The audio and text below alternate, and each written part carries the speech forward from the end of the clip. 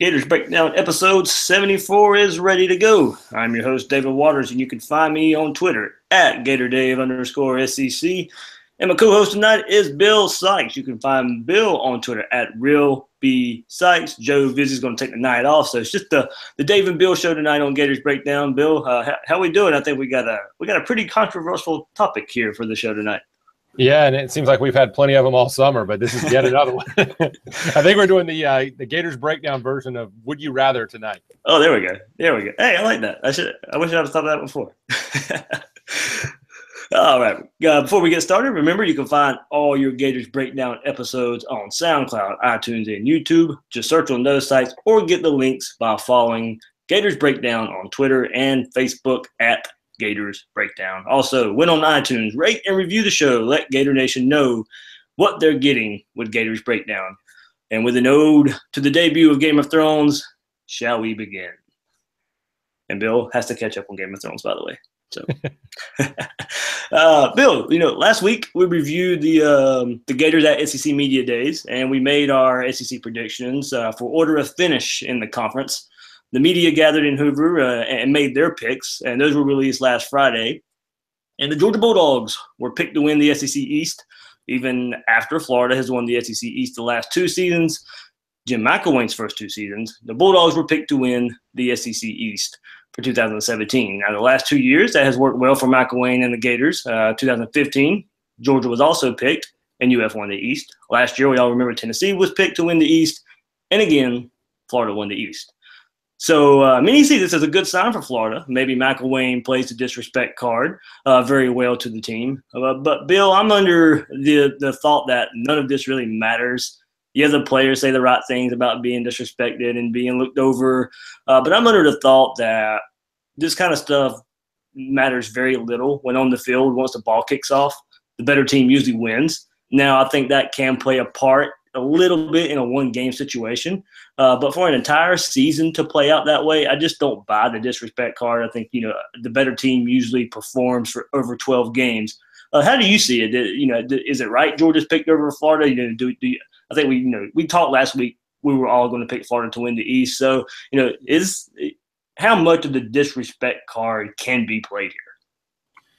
I think you can play the disrespect card maybe when you play Georgia, but I think you said it right that, those kind of things, they matter in those moments. They matter on, 4th and goal against LSU when you need that one more moment and you remember how everything went down and I'm going to muster up that one play. But, teams have a hard enough time showing up prepared to play and energized and focused and staying that way over the course of a season regardless. I mean, that's why the whole concept of a trap game exists. It's not an easy thing for a great team or a good team or a bad team to play on an even keel all season. You're going to have those moments. So, no, I don't think it's something that – I'm sure Jim McElwain will mention it every day. I'm sure it'll be on the bulletin board all year.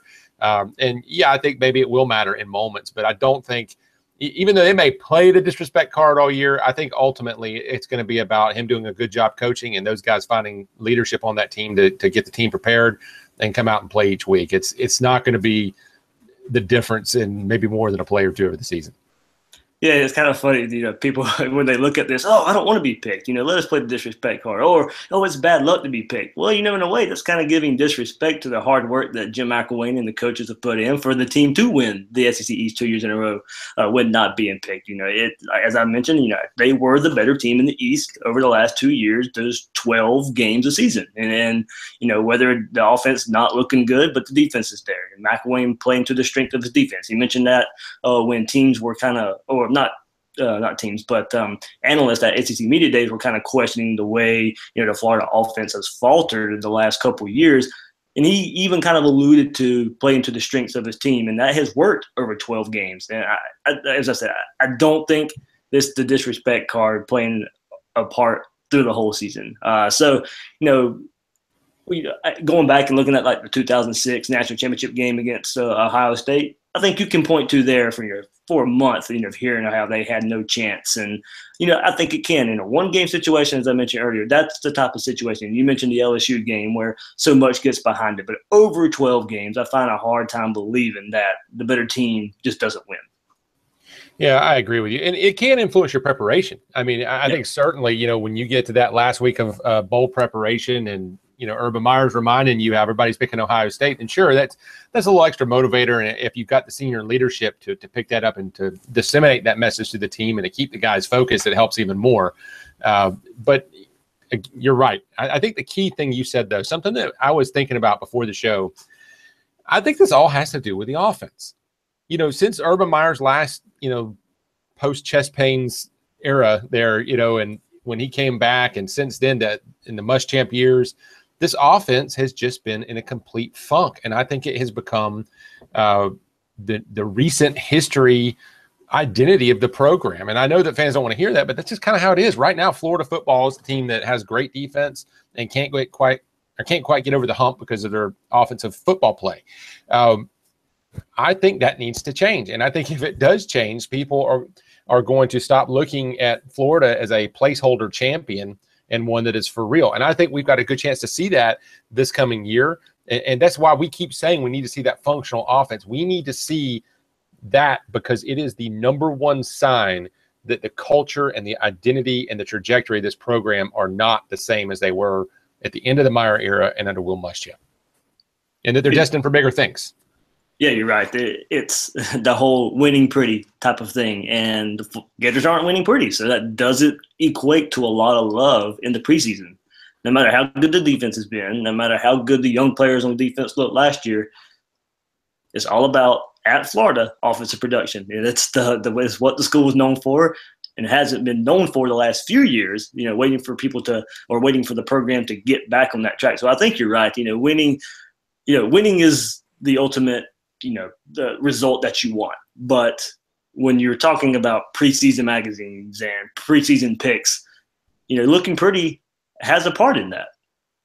Well, and they want to see Jim McElwain's thumbprint. And while we see it as fans that, kind of dissect every part of the program, we see what he's doing in facilities. We see where he's getting the most out of his kids from week in and week out. We understand that there's receivers running open. The casual fan that's just a college football fan, or the average media pundit that doesn't sit in and watch all the games like they should, they just see that those same points per game, that they're still low. They're still not putting up a lot of points. And they say, oh, well, maybe he's the same as it was before. Maybe he's not doing anything. So to be fair to Jim McElwain, there is change happening in there. There's good things happening. There's great things happening. But if we want to turn the heads nationally, and if we want to change the media's minds, change the recruits' minds, change the perception of the program, it's going to come through points. Because if you think about it, even last year, it's not just winning pretty, it's also losing pretty. If last year, if they had put up some points and a little more in those late losses to stay like a little closer, I think people would have, instead of saying, well, this is, really great, they won the East, but they still kind of look the same. Then they would have been like, oh, wow, they're on the verge. And now in 2017, then suddenly Florida is the team that's about to break out. And they still could be, but we just didn't detect it points per game wise. And if you go back and look, that was a lot of people's thoughts in, don't get me wrong, it shouldn't have happened, but that was a lot of people's thoughts in playing Felipe Franks later in the season, seeing what he could do, and then getting him, some stats under his belt going into this season to where he's not so green going into the Michigan game. So if that would have happened, you're right, maybe teams would have looked at Florida just a little bit better because they would have seen what Felipe Franks would have done. Agreed. I wish we'd had that opportunity, and it's kind of a why couldn't that redshirt rule they're talking about being in place last year?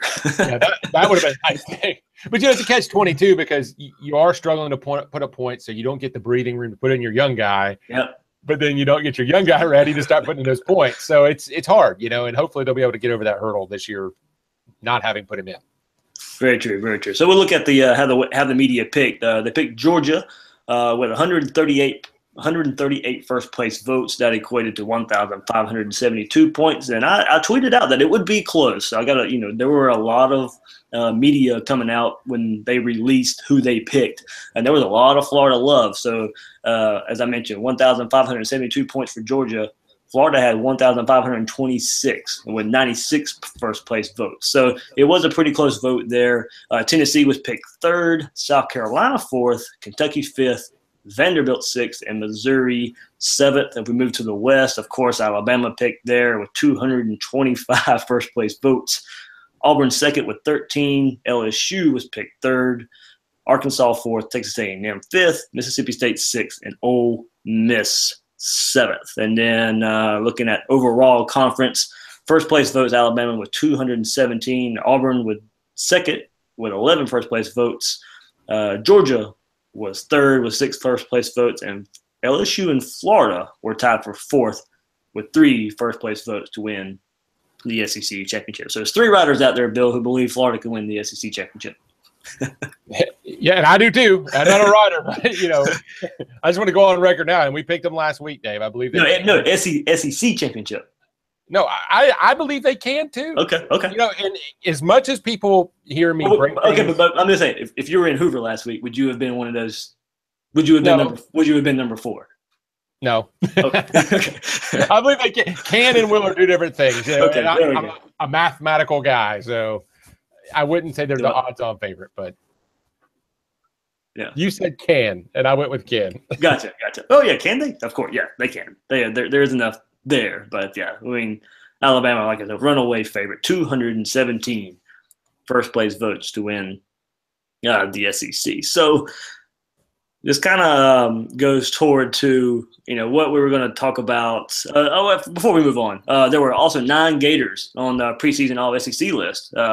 Florida with 2 first team guys there with Duke Dawson and Martez Ivey made first team All SEC.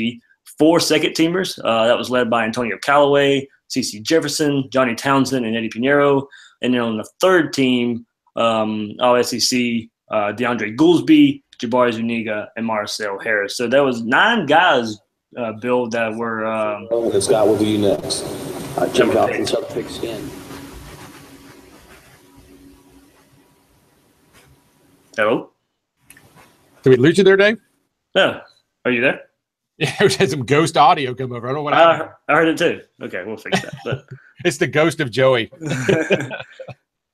But did you hear the guys I picked for, or that were picked for All SEC? Yeah, I did, and I was really kind of happy with that. I think I think the Gators have some players that could make the leap. I mean, it would not shock me at all if one of the DBs jumped out there in even a bigger standing. I mean, everybody keeps talking about TJ McCoy. I'm still on the fence a little bit about him, but I think they had a nice representation for where they're at. And again, as much as I don't think they can play the underdog role week in, week out, I like that they weren't too propped up. This is still a team, let's be honest, that has something to prove. And I like that Callaway's on the second team. I mean, I want to get his head together. I want him to step up and show some veteran leadership and prove that he's a top receiver in the league. And so I like where they're at. I'm okay with that. I didn't feel like the team was disrespected, but it was just enough to keep them hungry. Yeah, and it seemed like when you go back and look, a lot of the media, especially Cole Kulick out there, he was really surprised Juwan Taylor wasn't on the list. He was getting a lot of love last week before the media released their picks, or the SEC released the media picks, and he was one that was pointed out by a few members out there that they were surprised he at least wasn't all third team. Yeah, but let's be honest. As much as I love his potential, and I think what Cole Kulick is looking at is the mechanics. He's looking at his fundamentals. He's looking at his build and he's got this tank, powerful upper body. He looks like one of these Leon Searcy type, right tackles in the making. But he also got roasted a little bit by DeMarcus Walker, and he, I know people have kind of pointed that out. I see both sides of this. The kid was a freshman. Freshmen have their moments. He faded a little bit against better competition. So maybe it's premature, but at the same time, you can't deny this kid has the tools. I think what Cole Kulick is looking at and saying he's about to make the leap. He also qualified it and said, if I was picking for right tackle, he would be the guy. But the SEC teams don't distinguish that. So you typically get like your best 2 left tackles. Yeah. And hey, if you can have 2 Tony Basellis, you take that over beyond service, right? Exactly. But yeah. Okay. So that was kind of wrapping up SEC media days, and that got me thinking when we were talking about Florida winning the SEC East. There was a lot of talk about that, where they would finish in the media poll. It got me thinking, and I posted. This was going into media days, so we just getting back around to it. I posted the poll.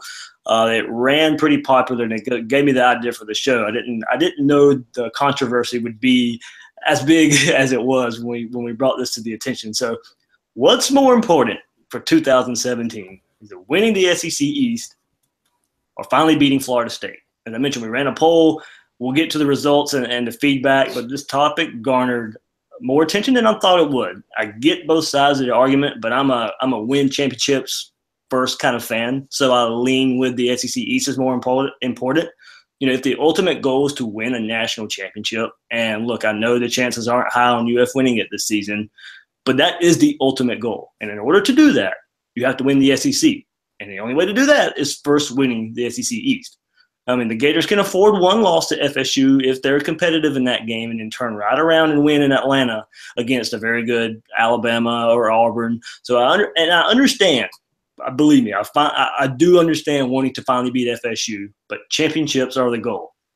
Get to Atlanta is every Florida coach's top priority. I mean, look at the way we treat Tennessee from last season. They finally beat Florida, but don't we hold over their heads that Florida represented the East in Atlanta? So I know there's a little difference since FSU's in the ACC, not the SEC. I get that part of it, but once again, that just goes to point that championships are what matters at Florida. So while it would be good to finally beat Florida State, and we'll get to the reasons why that would be good and an argument for that side of it, Bill, I just think if it's me, I know this is more of an opinion type of thing, get me a championship. Yeah, at the end of the day, Florida football is about being the best and winning championships. It is. And so, as one of my Twitter followers pointed out, Oliver Berry says, the Gators proved they could lose to the Seminoles and still win the national championship in 1996. So until they prove they can win the national championship without winning the SEC, I think ultimately, if you want to reach your ultimate goal, you got to go to Atlanta. And so that means winning the SEC East. That was what Jim McElwain was hired to do. I mean, the Seminoles are an out-of-conference game. The bulk of his competition, the bulk of the obstacles that he has paid good money to overcome are in the Southeastern Conference in the Eastern Division. And so ultimately, yes. And there's some things we can go into here. There's some serious accolades that will come from that. There's also some drawbacks. But as much as I'm going to kind of qualify my answer over the next few minutes, and as much as I sympathize with both sides of this argument, ultimately, worrying about this year now and worrying about everything else later, it's got to be the SEC East. And I guess you could also ask the question, since we're talking about 2017 and what you just said, I guess you kind of also have to look at what is more attainable. Is it winning the SEC East, or is it beating Florida State? And from the last 2 seasons, we have seen that it's winning the SEC East and not beating Florida State. Florida can win the SEC East, and we've seen the last 2 years go in and get blasted by late, or not late, but fourth quarter collapses where the defense just completely is give out, but they can't keep up with FSU, and score looks a lot worse than it really is. But even the last 2 years are an indication to where Florida can win the East and still look kind of far or kind of look behind FSU in a big way. While it may not, a lot of people sit here and say, well, it's just a quarterback, that Florida's just a quarterback away. Maybe in some case, but it's more than that. So while it would look prettier if Florida did have a quarterback, the games would be a lot closer. It would still be, I think, if you go back and look at the last 2 years and going with what we know right now, I still say the East is more attainable than beating Florida State. I'm going to disagree with you there, Dave, and strictly on the basis that Florida State is one game.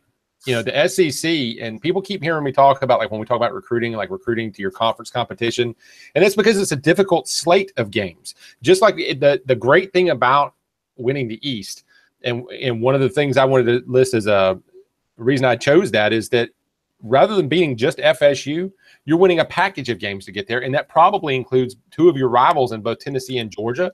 And so I like the idea of that. And not risking losing both of those or even one of those to just beat FSU when you get nothing for it. But FSU being one game it's in any given Saturday situation. So I think it's more attainable than going out and running that gauntlet that has LSU, that has Tennessee, that has Georgia, that has Texas A&M, and a South Carolina team that's going to be at least scrappy, even though they're not that talented. Same thing with Kentucky. So it's a very difficult thing to win the East. And it's something that I think Gator fans should rightly praise Jim McElwain for the last 2 years and how he's gone out and done that in record-setting fashion as a new coach. but it's difficult, and that's why it's such a big deal. Yeah, and Kobe Marks tweeted this, and this was the other side of the argument. This is the side that thinks beating FSU in 2017 is more important. And this kind of goes back to what we were just talking about. Winning the East, has it paid off in recruiting? Have to beat FSU this year. And that was a tweet from Kobe Marks. So that is the main reason people were bringing up beating FSU, is to gain the in-state recruiting momentum back. But I think going back and looking at it, I still think you go and look, is it still more about showing something on offense in general? And that's another angle that I have here. I think there will be a drop-off, albeit a small drop-off from the defense. And the offense will have to prove itself. If the offense shows the signs that we want them to show and be a threat, then I think Florida is representing the East anyway. So what I'm saying is that I think recruiting takes care of itself, because if Florida wins the East in 2017, I believe it's because the offense has finally taken that step, because the defense is going to take a small step back. If the Gators are in Atlanta, I think the offense has fixed itself in 2017. Not fully, but means taking steps, showing signs. If they're in Atlanta, the offense is there, and I think seeing something on the offense will also help bring some recruits in. So I don't think it's necessarily just beating Florida State about recruiting. I think it's also seeing something on offense, seeing some signs of offense, seeing a breath of life on offense, whether it be Malik Zaire and his dual threat potential, or Felipe Franks. It's the quarterback they recruited and groomed, and he finally shows up and shows some potential of being excited about the Florida offense. If Florida's in Atlanta, it's because the offense has found itself. And I think that also helps. So that's another reason I kind of go against the FSU part, is because if Florida wins the East, in my opinion, the offense looks better. Yeah, and again, I do sympathize with both sides, but kind of like you mentioned, one of our followers here, ATX Gator, says it depends on how we win in the East. If you beat Michigan, Georgia, Tennessee, and LSU and lose to FSU, okay. But if you win like you did the past 2 years, and I think what he means is those low scores, that defense-only football, that's not okay, because people are going to look at it and say, well, where are they going? It's going to just kind of look, a team that wins the East, a team that doesn't beat FSU, and a team that can't score points. That's not okay. They've got to show some change. And I think that's why people are looking at this FSU thing, and it's not just recruiting. It's saying, okay, if we go out there and have a good season, let's say a 10-win season, and maybe you drop Georgia, maybe you drop another game, but you beat FSU, then Mac has done something new. He's taken new ground. And if it comes along with that functional offense, like it's going to have to either way, if they accomplish either one of these things, it's going to breathe some life into the vision that he's casting for this program. Staleness is not okay. And that's the thing I think you risk if it comes out and looks the same this year, as tremendous as it would be. And I want to say that 100 times to all our listeners, Mac winning the East 3 years in a row as a first 3 years in his coaching job would be unprecedented, and it would be monumental. Georgia's going to get better. The East is going to be better this year. Huge accomplishment. But he's got to show this program is on the move. It's got to look good doing it.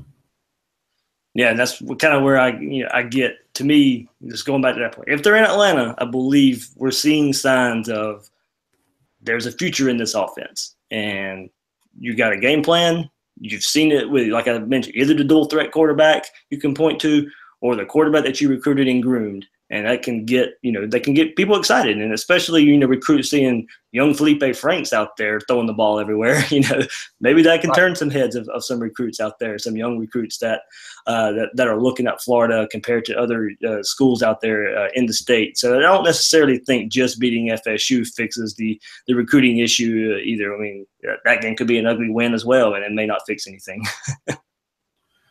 Right. And some of our followers did point that out. And I agree with you. Greg Milliken says recruiting momentum would increase. I don't believe we would be capable to beat Bama come December. So I'd take FSU. And I don't agree with that mentality towards Alabama, but I do agree with the FSU part. It would boost recruiting. Robert McDonough and JD at Florida NC 4321 both said same thing. It's all about FSU and recruiting.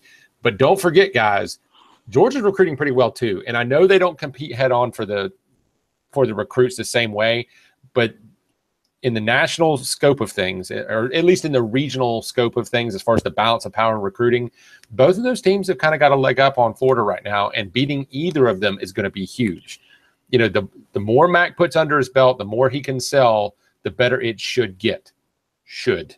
That's the operative word there. So don't discount the importance of either of those as far as recruiting is concerned. Yeah, I mean, there was, like I said, there was a lot of good feedback from this, and the poll results. I mean, this is how the poll ended up here. So I asked the question, as a fan, which one would you rather accomplish or have the Gators accomplish in 2017, and why? Out of 784 votes, 57% picked beating FSU over winning the SEC East. So 57% thinks it's more important for beating FSU than winning the SEC East, or they would rather see the Gators accomplish that. So, but the reasons were kind of given that, you know, recruiting. So they saw it more important to beat FSU because of, as we mentioned, the staleness of the offense, the recruiting, they're kind of all wrapped up in one. So, I'll go back and read some tweets. We got some great feedback here from Dan at Gator Bulldog ATC. I just hope the offense is alive at that time of year. Last 2 November, Decembers have been brutal. Mac will be on hot seat of same story. Dre Lavie, I think that's how you say it. 1226. Win the East, although it is possible to do both. We're winning the East, but still beaten by FSU. They can be beat. They're not Bama. Keith Timberlake, I would vote win the SEC. I think telling a kid we're SEC champions carries more weight than we beat FSU. Even to in-state kids. Wise Old Guru, 3 in a row. Winning East would speak volumes in my humble opinion. FSU win would be big, but conference title is the accomplishment. The real bald eagle, confusing to me. So many people say beat FSU over going to Atlanta. Sure, we need to beat them, but playing for titles is what it's all about. Kind of what we're saying here. Just a few more here. RAS, go Gators for life. If we beat Michigan and Florida State, then we probably have a good enough team to get back to Atlanta. Kind of combining both things there. Sim Governor, if we go undefeated in SEC, then I choose that. If we win it again with 2 losses, then I'd rather beat FSU and not make it to the SEC championship game. And then last one, Dustin Woolbright, if either or have to say SEC East, can make playoff with a loss to FSU. Can't if you don't win the East. Big picture takes conference winning. So, Bill, as we mentioned there, our followers out there had a lot of feedback. I wish I could get to more of them, but they were pretty passionate in sharing what they thought about this.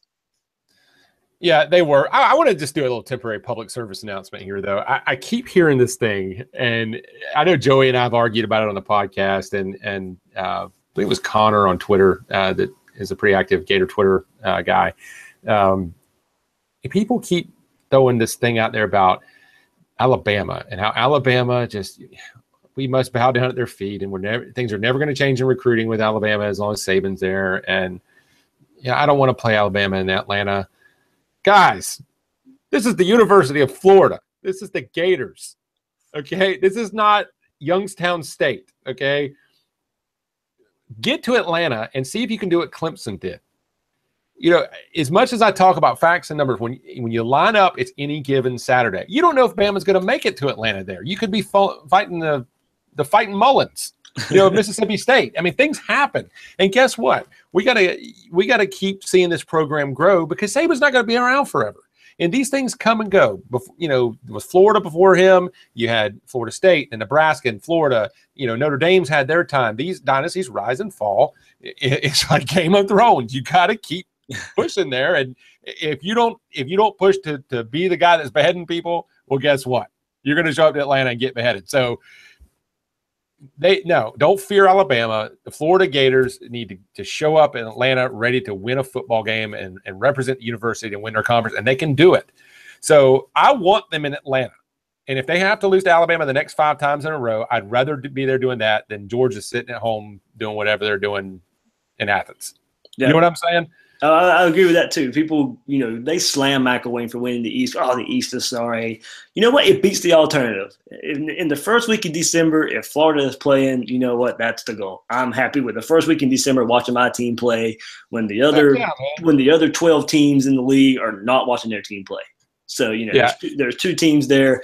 And, Bill, and yes, we know we I don't say we slam, but, we critique recruiting and all that. But in the end, between September and December, we're Gator fans on Saturdays. We want to see this team win. In the off season, we can talk about the recruiting. We can talk about the lack of recruiting, how it may catch up, how it may not catch up. But we still want to see this team win on Saturdays. So, and part of that winning is also being in Atlanta the first week of December. So, yes, beating FSU would be nice. Don't get me wrong. That is a big goal. That's one of the top 3 goals too at Florida.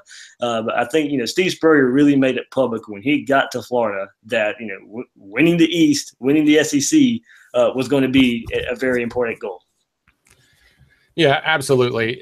And our listeners and our followers, they tune into us because they want a thought out opinion, a well-reasoned opinion. And that's what we give you. And I'm going to call it like I see it. And that's because I want you guys to have the benefit of knowing as accurately as possible, as deeply as possible, what's happening in the inner workings of Gator football. And sometimes that's going to be great news and sometimes it's not going to be such good news, but I'm going to be truthful with you always. And I will tell you this, some people are not in this business.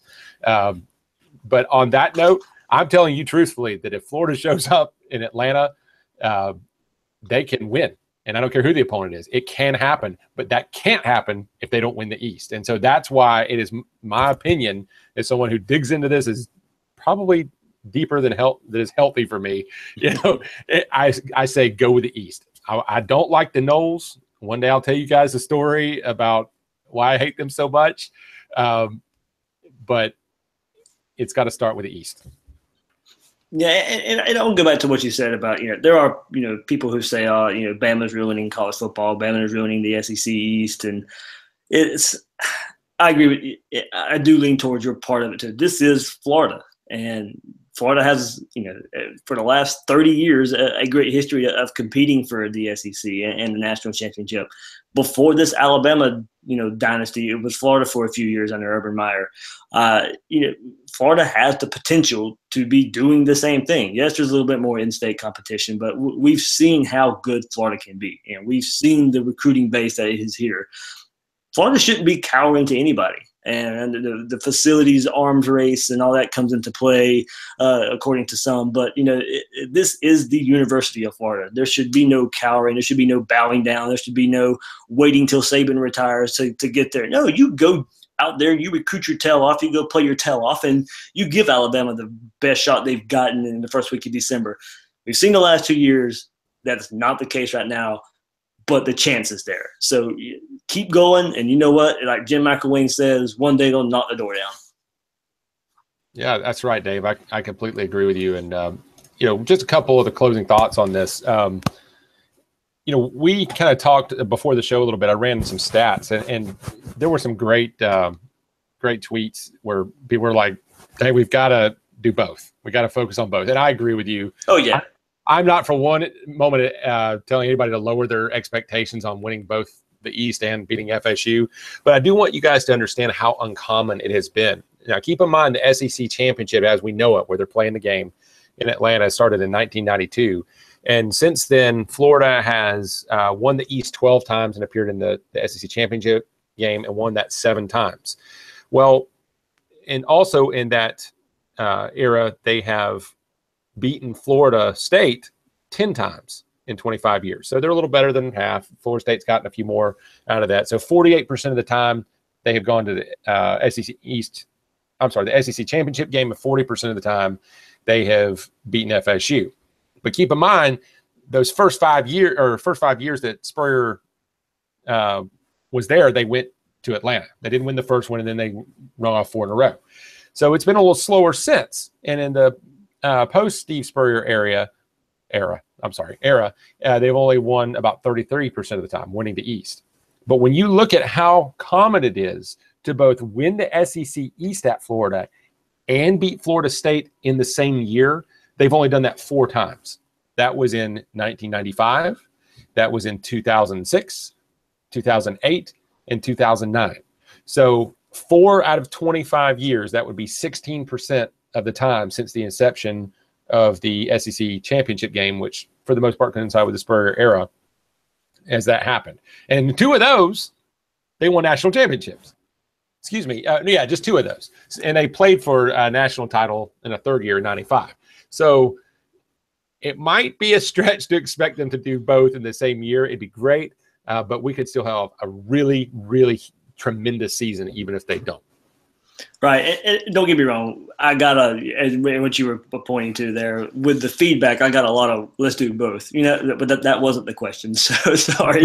Yes. Don't get me wrong. Yes, we want both. We agree in principle, but yes, we agree. Yes, we agree in principle. We want both as well. But it was a conversation I didn't even mean for it to blow up. I just wanted to get a gauge on what fans thought would kind of be more important, winning the SEC East or finally beating FSU. So I love the feedback we got, even the ones who threw out there and said both.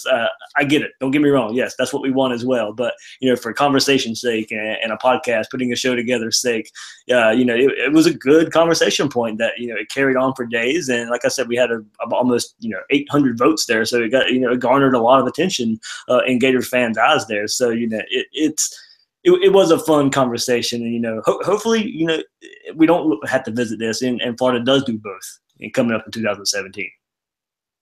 Yeah, and it was Dre LaVie was one of the ones. He says, as a Florida faithful, we should really be focusing on both. Wasn't so long ago that was the expectation.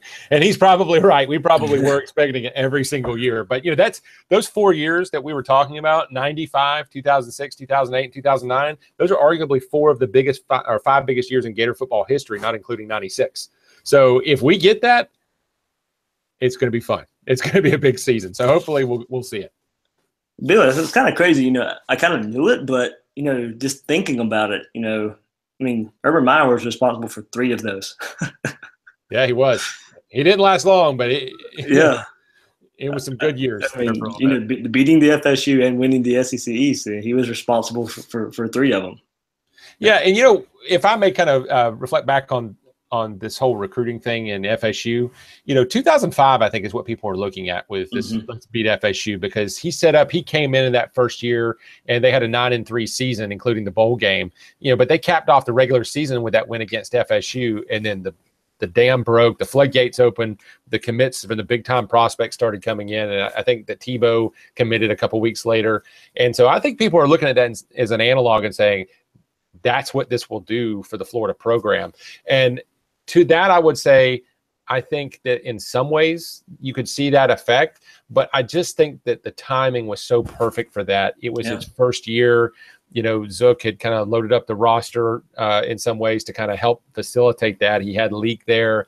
McElwain's had some setbacks that weren't his fault, especially when you look at the whole career situation where, regardless of what you think about this whole trajectory, Gator football, and the performance of Jim McElwain or whatever, it's just not the same environment. And he's having to take a slow grind approach. And so I just don't think that's the rightful expectation. It's not going to be 2005 Florida State, but it could be a good benefit. Well, Bill got me going, and I'll expand on that a little bit. Go back to Jim McElwain's first year and go back to the fourth quarter versus Tennessee, and then the very next week, blowing out Ole Miss. 5 quarters right there where the swamp was rocking and the recruits were feeling it. And you behind the scenes, you heard stories of, the recruits garnering more attention from Florida, and they were looking at Florida. Florida was the it program under Will Greer, and look at the offense going and, finally, getting under the Muschamp shadow of terrible offenses. That was there. But you know what? Florida has plenty with an extra home game this year to do that. You go to Dallas and you beat Michigan, and 2 weeks later you're hosting Tennessee. You got all the recruits there, and then later in the season you have LSU and Texas A&M back to back, and then you end the season with Florida State. If there's any part of gaining back that 2005 feeling that you mentioned when Florida State comes to town and Urban Meyer gets those recruits there and they can just feel it. You start to win the season against Michigan with a win, and then Tennessee, and you start the season 3-0. I tell you what, you get those big mid-season games where LSU and Texas A&M come down and recruits are there and they're starting to feel it. If this offense can just finally show something in the swamp, but all these big home games this year, maybe we can go back and look at, when everything's over with Jim McElwain at Florida, hey, look, that 2017 season when Florida got that extra home game because of the LSU debacle the year before, maybe this could be the year where all these home games, that we can point to that, look, there it was. That was where it changed with all those home games and all those recruits at the Swamp for so many games in 2017. Yeah, I do. And this is the one place where I was really tempted to side with those who say we need to beat FSU and the East will take care of itself. We've already won that for a couple of years. I did a little mock-up, side-by-side comparison, assuming a 2-loss schedule for winning the SEC East and a 2-loss schedule beating FSU. And I chose 2 losses just because if you only lose one, it's just going to be a huge season regardless. Yeah, right. And I feel like if you lose 3, well, now you got maybe some concerns for stagnation. And I'm not being critical because I know that the young quarterback and the young defense, and so this can in some ways be a transition year. And that could rightly happen. I'm just saying for perception and saying what could be bigger. 2 losses either way. Let's say you won the SEC East. Well, that means you're probably only going to drop 1 SEC game and you beat Georgia and Tennessee. Let's say you lost a road game to South Carolina. Winning on the road is tough. They got a 2-game road streak there, Missouri and South Carolina, and then they lose to Florida State because that's the assumption they're not going to do both. Well, you've won 10 games, but then you've lost 2 out of your last regular 3 games, and then you go roll into Atlanta. Then you might face an Alabama or a very difficult West team, and that puts a lot of pressure on that game in Atlanta because if you don't win that one, then once again, you've tailed off for the 3rd time, finishing with back-to-back losses, at least, Florida State and the SEC game. And again, if you win the SEC championship, this whole discussion is just out the window because it's going to be awesome. But if you compare that side by side and say, well, who do you lose to if you have a 2-loss season, but you beat FSU? Well, I went with Georgia because we have to remember that we're planning to lose the East in this scenario. Right.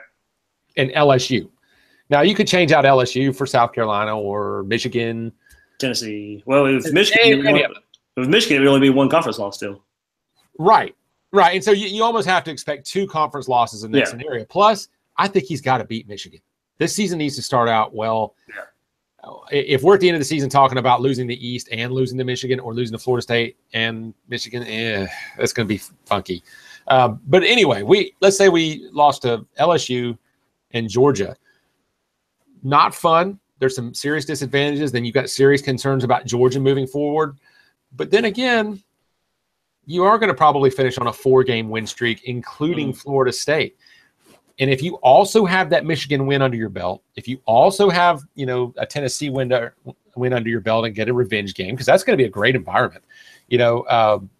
Beating Texas A&M, that's going to feel pretty good. You're going to finish on a high note and you don't go to the conference game in that instance. And then you're probably going to a pretty good winnable bowl game. Yeah, I think they've got a chance in that scenario, even though they're not in Atlanta, to really build some feel-good momentum. Maybe, with the fan base around the national media and recruiting. I do agree with those fans that say in the long run, that might be the healthier situation for Florida. I'm still not desiring it. I think the best way to go, let's go to Atlanta. Yeah. But I do see their point of view. Right. That's what I'm saying. There are points, if the season plays out certain ways. You mentioned you end the season on a 4-game win streak after, I guess it would be what it would be after Georgia. If you lose that game, it would be Missouri, South Carolina, and then UAB, Florida State. Yeah, that's. So, it would be a 4-game. I don't think they play Vandy. I think that would be it. They have 4 games in the month of November. So you're right. Especially if those 4 games you show some offense, because you're going to put up points against UAB. Missouri doesn't have much of a defense right now, and Muschamp is Muschamp, but he's got some talent problems. So those last 3 leading up to Florida State are potential booster games for a young quarterback.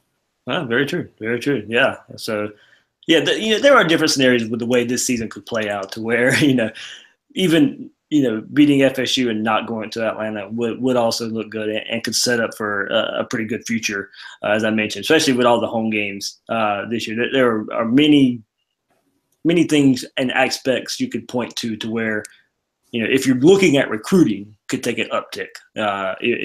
Because the only reason I'm bringing up recruiting so much is because that was the reason that was brought up why so many people picked FSU. That beating FSU was because recruiting needs to turn around in state. Yeah, it does, and that's something we'll probably be covering shortly after Friday Night Lights, right? Don't we have Blake Alderman joining us soon? Yep, we'll have Blake Alderman on next Monday, right after Friday Night Lights. Friday Night Lights is this weekend coming up, so it will be a very busy time.